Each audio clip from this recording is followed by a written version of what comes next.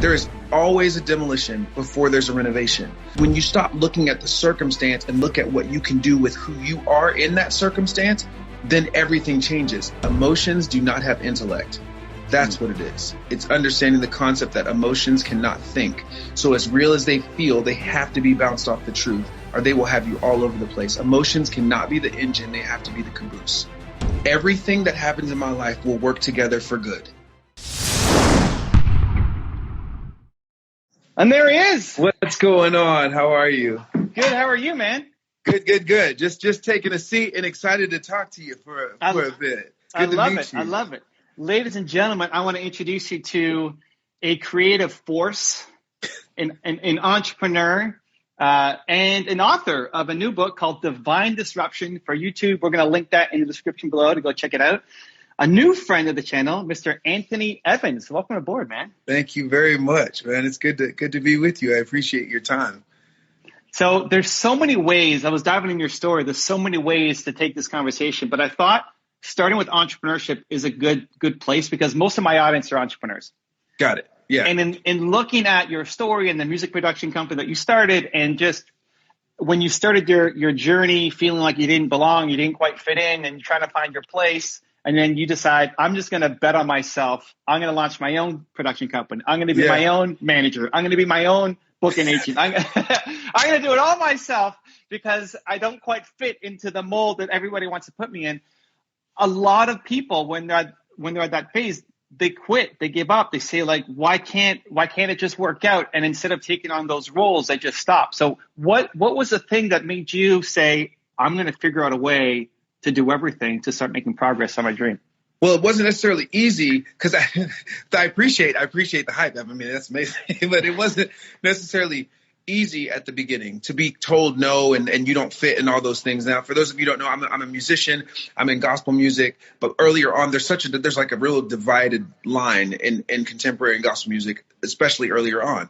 So not fitting was not a good feeling to have the industry go, this just doesn't work.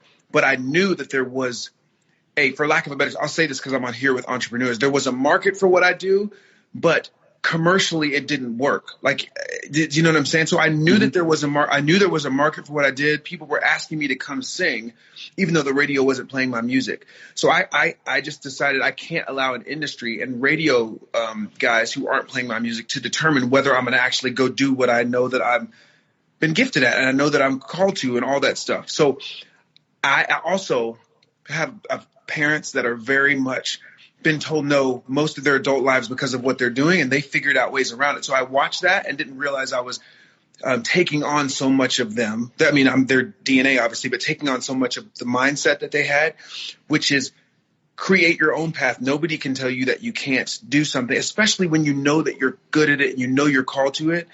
An industry doesn't get to decide whether you get to do it. Sometimes it gets to decide the capacity in which you do it at and the brevity in which you start to do it. But overall, it can't decide. So I just started making the calls and going to places and learning how to do whatever it was, like the booking or the lighting and the things that you mentioned, the buses. I had to figure that all out on my own.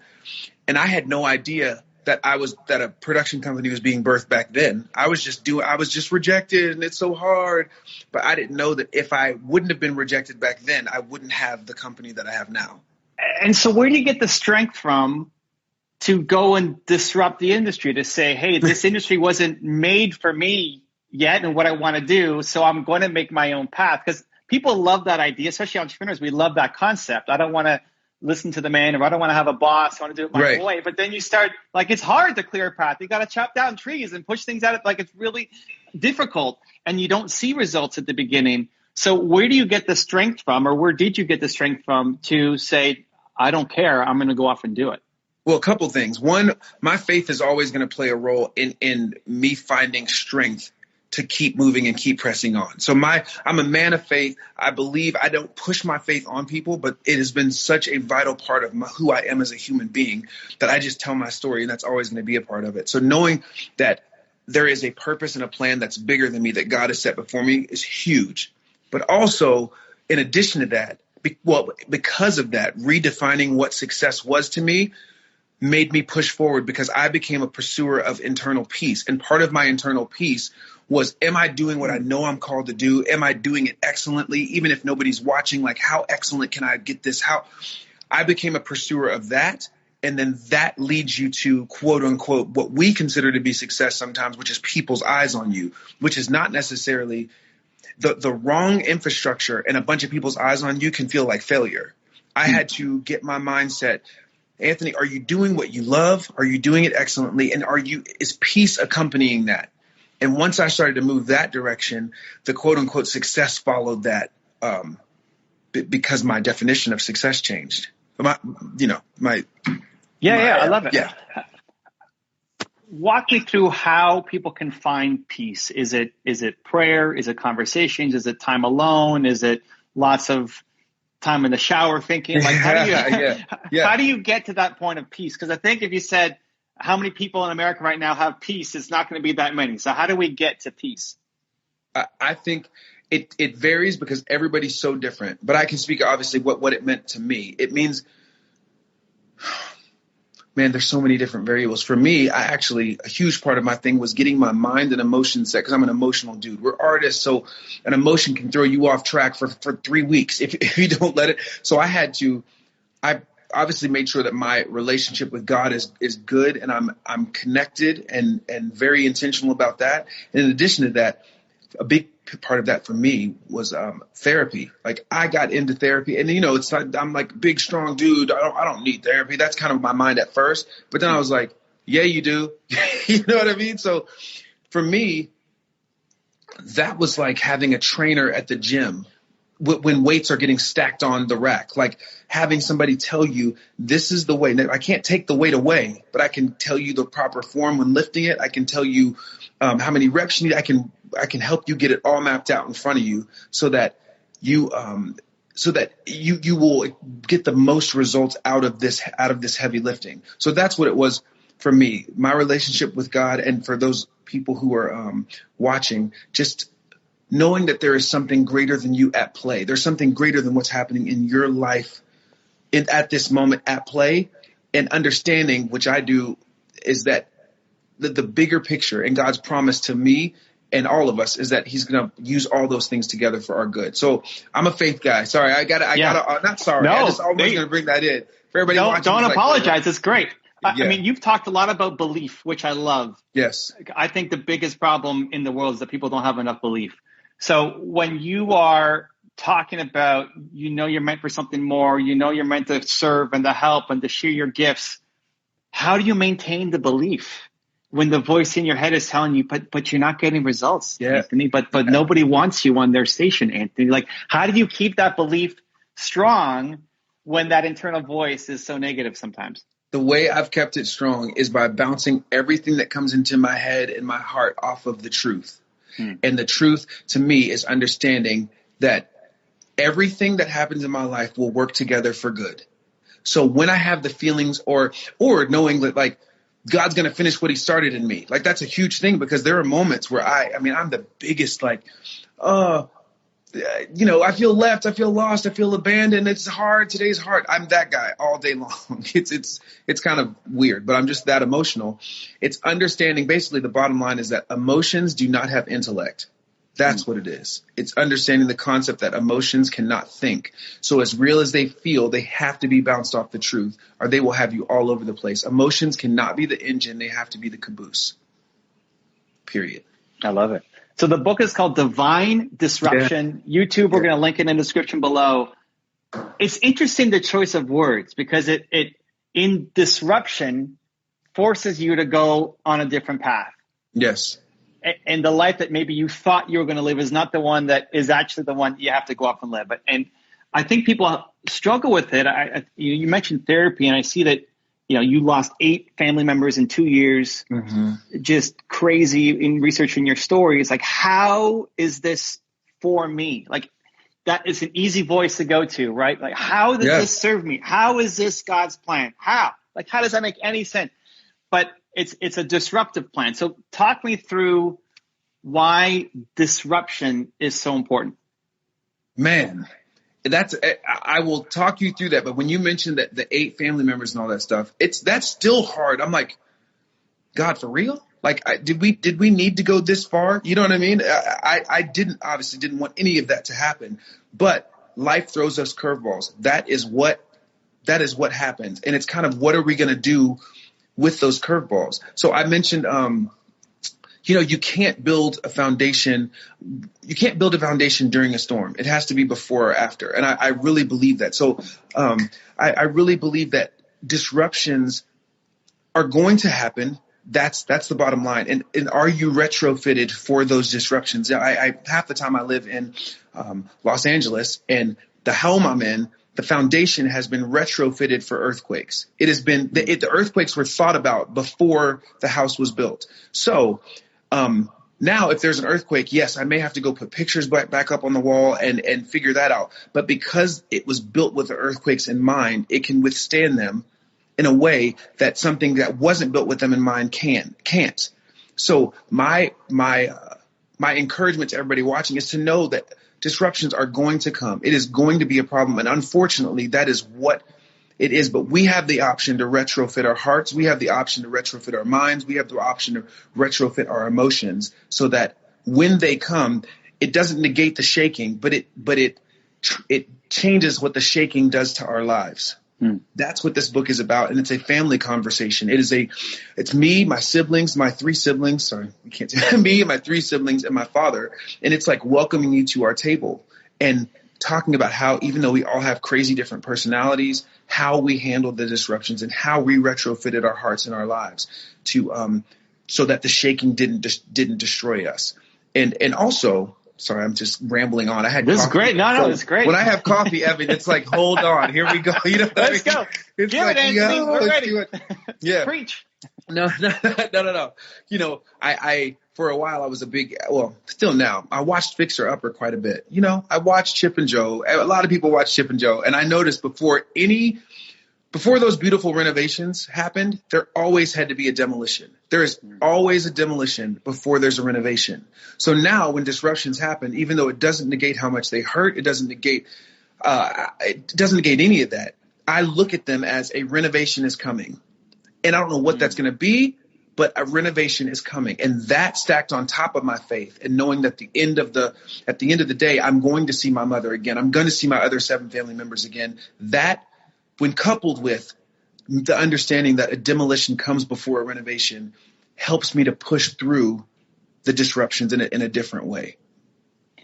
And what I love about the message in the book is that it's not only that disruptions will come, but that they're divine. Yeah. Like they're guiding you somewhere. It's not that you just have to handle it. It's like it's actually taking you to somewhere that you need to be, which is a total mind twist on a lot of these we see them as negative things, which they are, but it's like it's actually making you stronger and it's guiding you to a different spot. 100%. I believe that certain things happen on a level that we can't understand. Certain things, most things, almost all things, I think, happen on a level that we cannot cognitively understand. But when you stop looking at the circumstance and look at what you can do with who you are in that circumstance, then everything changes because you understand that it's divine. You know, like I'll use Simone Biles for an example. She is 4'10", a tiny human being. I'm sure it's hard for her to reach stuff in her house, and that's the way she was made. That's the way she was divinely made. For some odd reason, she's 4'10". She can't reach stuff in her house. I'm sure pushing the pedals in her car is hard at times. You know, everything is different because of the way she's built. But if you ask her, do you wish you were taller? I bet you she'd hold out 50, 60, hundreds of medals and trophies and go, what do you think? Because she has figured out a way to maximize the way that she was made. That she was divinely made one way, and instead of trying to join the basketball team and putting herself in a position to be constantly feeling like a failure, she has taken the way she is made and figured out a way to be a champion with that. And I believe we all have the option of looking at what's divinely happening in our lives and deciding, how are we going to become a champion with these divine circumstances that I've been put in? Sometimes without me wanting to. She didn't ask to be 4'10". She just figured out a way to become a champion at 4'10". Man, I think if you ask most people, they're going to be saying, I wish I was like this person, that person, taller like him, and had more followers like her, and could sing like Anthony, and all of these things, right? How do we get rid of that voice? getting that voice starts with the making sure that you silence. You can hear the voice of your uniqueness when you silence the voice of comparison. When you silence the I wish I was more like, and that allows the voice to become louder of, but this is how you are made. This is what divinely is going on in your life at this moment. And what can you do to maximize that? This book, although I actually would prefer to not have a book and have my mother back, obviously, because this book wouldn't have happened. But because those circumstances are things I cannot control, they're totally out of my control. I want my mother here so bad. When she passed, I remember thinking, we have to honor her legacy in a way that somehow brings some kind of justice and legacy out of this moment. And that is why we are sitting down. That's why we sat down and wrote this book. And I look at the book, and although I want my mom back, I'm like, this is what you do when you take a circumstance that you can't change and you make the most of it. Because now my mother's story and our story will be able to touch countless amounts of people, because we looked at the scenario and said, what can we do with this? What can we do with this? I love it. You're talking to probably one of my greatest fears. My parents are both alive right now. They're on the wall behind me. Like, that's my mom. That's my dad. Pictures. That's me when I'm like 8 years old. And so I don't know how I'm going to handle it when at some point it happens. But, you know, the way you guys have done it has just been a huge inspiration. Do you have triggers? Like, how do you catch it when the voice, you mentioned you're an emotional guy. It's easy to get lost in those emotions, and they could derail you for weeks if you let them. And I think a lot of people let themselves get trapped. How do you catch it and pull yourself out of the spiral? Are there triggers? Are there words? Is there a feeling? Like, how do you pull yourself out when it happens? Oh yeah, there's a lot of them. I have to understand, man. First of all, I had to identify the triggers in my life. Sometimes walking through my own life was like walking through a minefield. I didn't know what were the things that set me off. And I think a lot of times I have friends that are like that, but I'll talk about me. There are buried mines in your soul and in your emotions. And the way that I have been able to come to peace with those or dig those up and unset them. That's not the right word I was looking for. Basically dig them up and not make them triggers anymore. Was I had to be willing to do the work. Digging up a trigger, digging up a mine, it takes work. Sorry, my brain just, it's coughing. No, you're doing it. You're crushing it. It's coffee great. Makes me like, it's great. What's the word? Diffuse. Sorry. When you diffuse a bomb or diffuse a trigger or have to dig something up, that takes work. And that's how I got to the point. And it's still hard for me because there are certain things that still feeling devalued is a trigger of mine because of what happened earlier in my career and things that happened in childhood. Everybody was doing their best, but feeling devalued is a problem for me. So I diffuse it, and sometimes it'll reconnect itself, and you have to constantly diffuse those things. But once you realize that those explosions hurt you and everybody around you, then you are more likely to when you want to be healthy, and you don't want to be the guy who pops off every 2 seconds, and you realize that's a distraction to you, everybody in your life, that will encourage you to do the work. And for me, doing the work is obviously my relationship with the Lord, but also therapy. Like, I had to dig down and figure out, how do I diffuse this? Somebody help me. Teach me how to diffuse this, because it's distracting. I love it. Well, we value you, Anthony. That wasn't behind the scenes. So your PR people, whatever, reached out to me and they said, "Hey, who do you want to have on to talk about the book?" It's like, I want Anthony. Hey, thanks. So it was great. It's great to have you. I love that you talk about therapy as well and mental health, and there's still a big stigma around it, and just a willingness to ask for help and to seek a professional to help guide you through some of these things. Yeah. For somebody who might be on the fence or might be struggling or might be going through their own emotional demons right now, what would you tell them about therapy and how it's helped you? I think that you taking the step in that direction, and sometimes I've had a few therapists where the first one I was like, this isn't working, this isn't right. But I think that your biggest accomplishments, your biggest delivery from whatever it is that's going on inside of you, your biggest joy is always tied to you being willing to go to the other side of your fear. when you go to the other side of your fear, you get to experience things that you never would have thought. And for a lot of people, therapy is like, why would I go digging down there? I don't want to stir that stuff up. But it's there. Like it's there. So you might as well get rid of it as opposed to burying it. So I would encourage you to just take step one. Don't think about all the tears you may shed. Just think about step one, which is trying to find it. And there's so many opportunities now. Like mental health is such a thing. There's so many opportunities now for you to just take a step and reach out.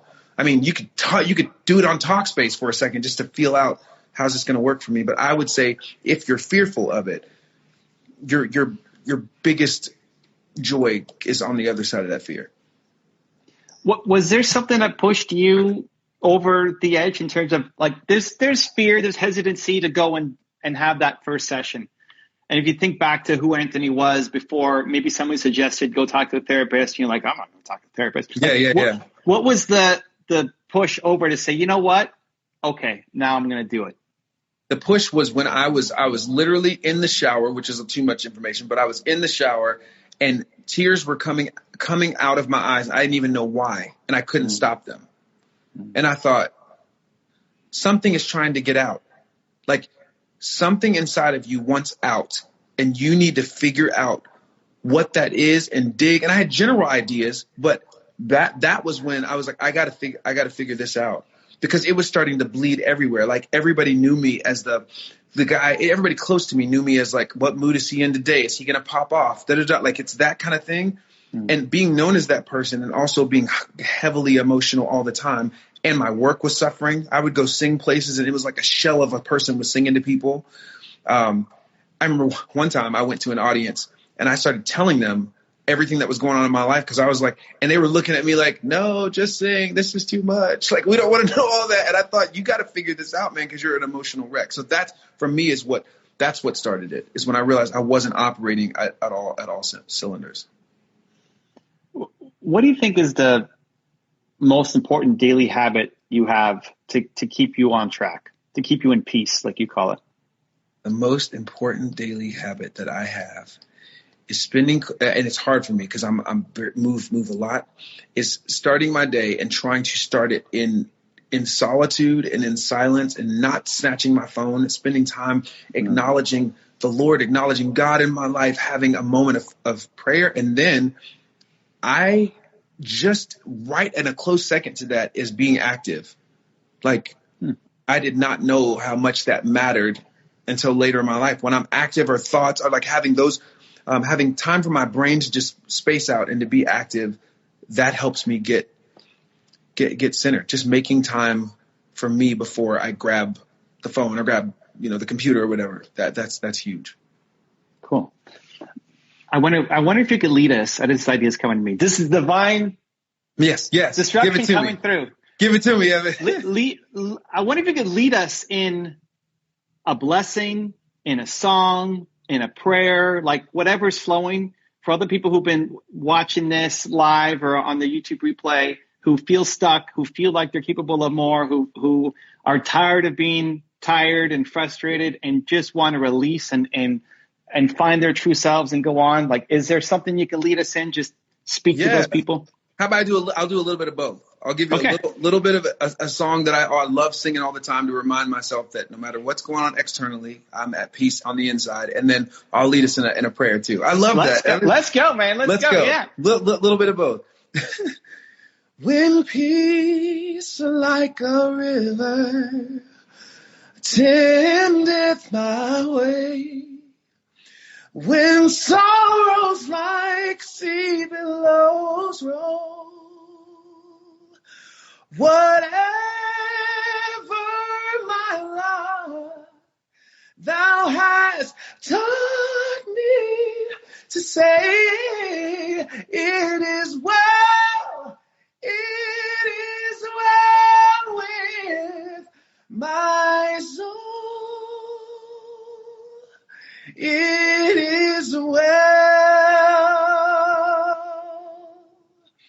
with my soul. It is well. It is well with my soul. Lord, for everybody on here that's watching, for everybody who will watch, I pray that you will bring a peace that surpasses all of our understanding into our lives, and in all the chaos and the disruptions that we have personally, the disruptions we've had globally, civil, all the disruptions that are happening right now. I pray that you would bring a peace and start to show us a little glimpse of the hope that lies in trusting in you, working all things together for our good. For those on here who know you, for those on here who are new to this, I pray, God, that now that supernaturally that you will give them a peace and an understanding of you working all things together for good. Open our eyes to what is truly in store for all of us if we just hang on tight. In your name we pray. Amen. Amen. Anthony Evans in the house, ladies and gentlemen. The book is called Divine Disruption. Go pick it up. YouTube again. It's in the description below. Dude, I appreciate you so much. That was beautiful. You set me on for my day, and it's just a tremendous joy to be in your presence. Yo, I loved it, Evan. Thank you for having me, man. And I've loved following you, and you inspire me constantly. So I'm glad I could give a little bit back. If you want another awesome video in our Black Excellence series, check out the video right there next to me. I think you'll enjoy it. Continue to believe, and I'll see you there.